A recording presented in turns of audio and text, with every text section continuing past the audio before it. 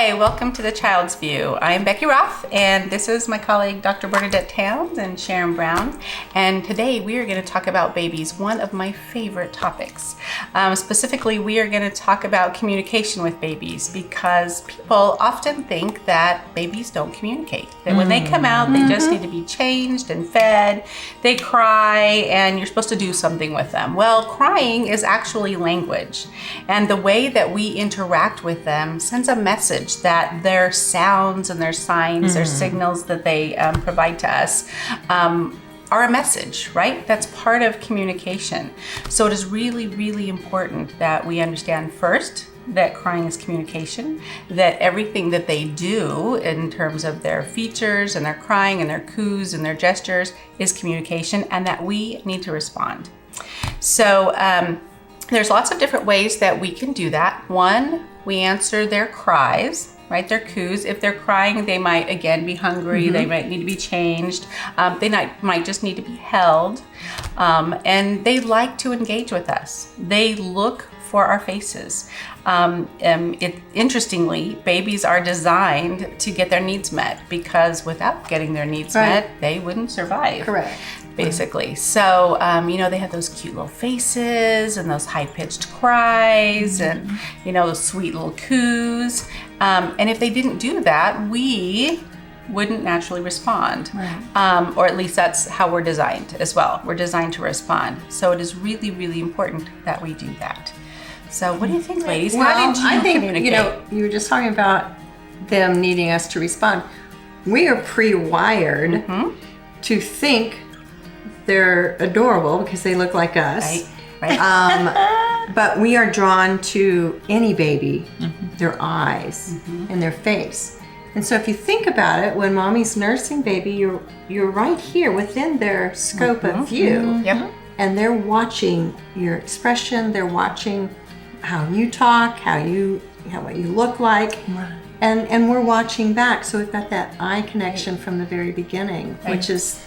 And it's also how far they see, right? They see best from about 12 inches away at birth. And that is the distance from arm to face. Yeah. So from their head to your face. So we are. I always say that every opportunity to talk to the baby should be taken. So when you're changing the diaper, you can say, I'm gonna change your diaper. The wipey might be cold, unless you're one of those Gucci moms who have a wipey warmer.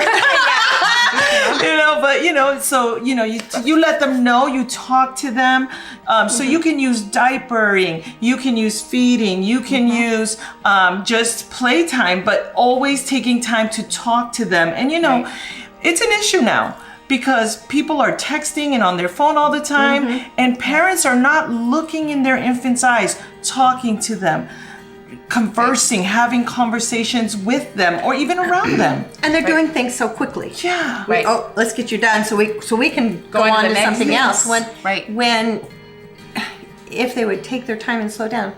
It's called responsive caregiving, and Magna Gerber really touches on that.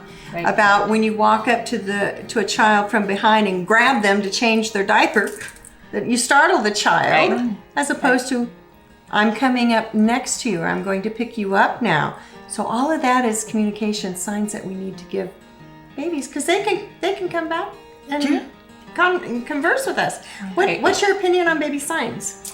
I love baby signs, and what initially started out as a research group at UC Davis by Linda Credillo. This baby sign, people thought that it was formal sign language, and it wasn't. Initially, it was just the signs and gestures that babies use, and then their parents picked up. And the concern was that babies wouldn't talk as soon because they had this other option. What they found was babies talked sooner. Right. They were less frustrated. They were more engaged because now their needs were met in a different way because they could actually sign what they needed. And I saw a video of an 8-month-old, and she signed the whole book. And it was something that mom and baby had developed together, so it wasn't formal sign. They're also using formal sign too. So I know they've kind of segued into using formal sign as well, because the idea is if you're already using sign, you can kind of segue into this sign language, American Sign Language, which is a second language. So it's an amazing, really useful tool. I didn't have any child development behind me as a background when I had my son. And he was a colicky baby and he cried a lot and I didn't know what to do.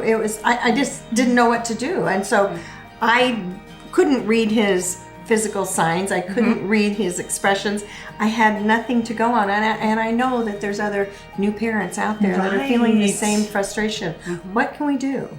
Well, there's two things. And one is, you don't become a parent and know what to do. Right? We think this is going to be easy, right? I had this baby. It's partly your baby.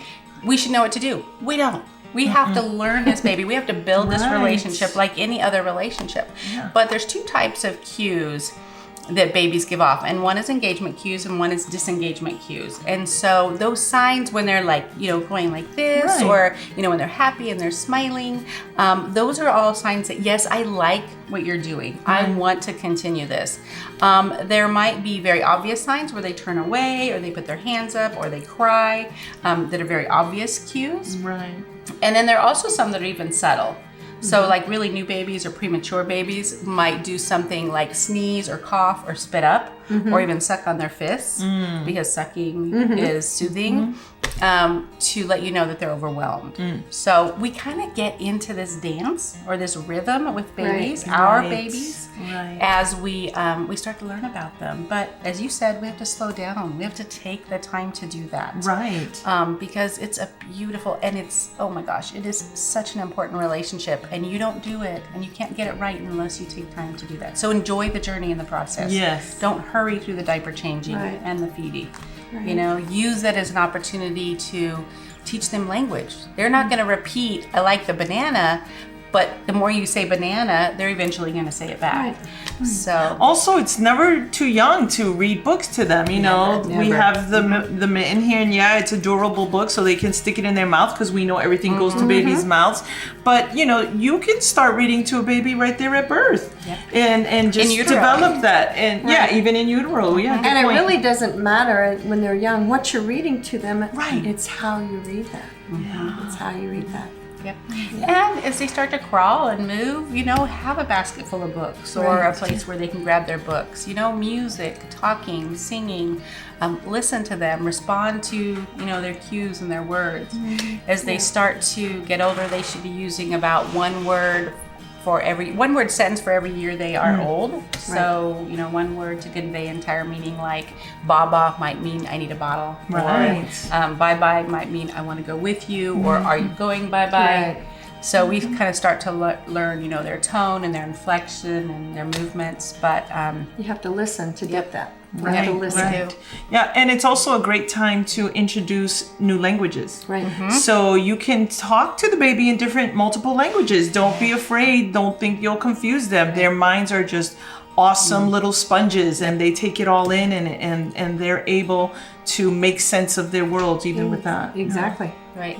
And, as far as students, this is good information for parents and students. We should be seeing these things in the classroom. Sharon talked about Magda Gerber, and Magda started RIE, Resources for Infant Educators. And she came from, I'm going to blank, but anyway, she came to the U.S. years ago and really brought this idea of slowing down, respecting the child. And she worked under Emmy Pickler. And Emmy Pickler worked in Budapest, Hungary. She started orphanages years ago. And she created this concept of, again, slowing down, taking time with each individual baby.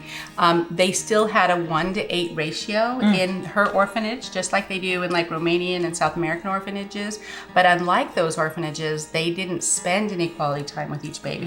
And so those babies have developed horrible disabilities, and still today we know there's lots of research on just the traumatic, just the horrible outcomes. And in Romania, they've you just see those videos of children rocking and crying in their cribs and not getting that individual attention. But in Budapest, you can see the nurses work with the babies. And while they still have those 8, during the diapering or the bathing, they talk to them about what they're wearing and what they're seeing and what they're feeling. And the outcome is completely different.